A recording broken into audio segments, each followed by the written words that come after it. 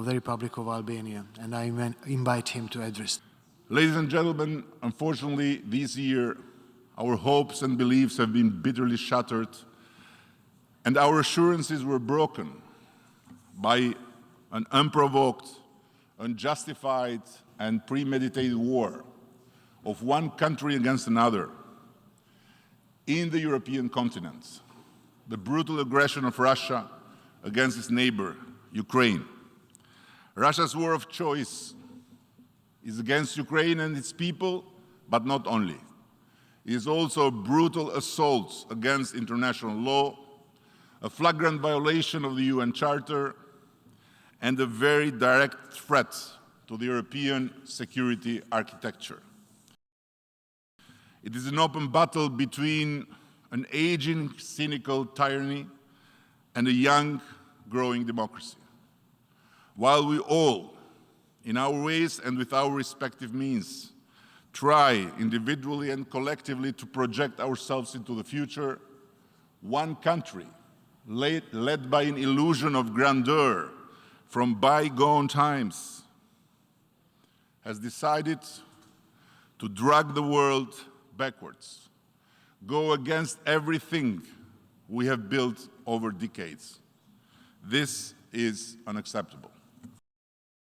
We'll continue to stand in full solidarity with Ukraine and its people, and just like many other countries, help them in any way we can to defend themselves. Their fight is also ours, and I hope that all of the members of the United Nations that share the core principles of sovereignty, territorial integrity, freedom, and the right to independently decide on their future without fear or interference, shying away from this defining battle between those principles and all their contrary is shying away from the duty to protect ourselves, our countries, our children, our world. While the world expects Russia to come to reason, stop the war and engage into peace negotiations, just a few days ago, Kremlin made another choice, that of escalation, announcing a partial mobilization which would deepen the conflict, bring more crimes, more victims, more misery, but also more shame on Russia itself. Sham referendums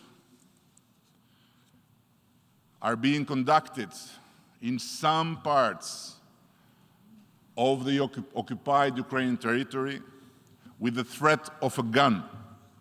It is hard to imagine that anyone here can silently accept such disgraceful disregard of laws, rules, norms, and practices that govern relations between states in the 21st century.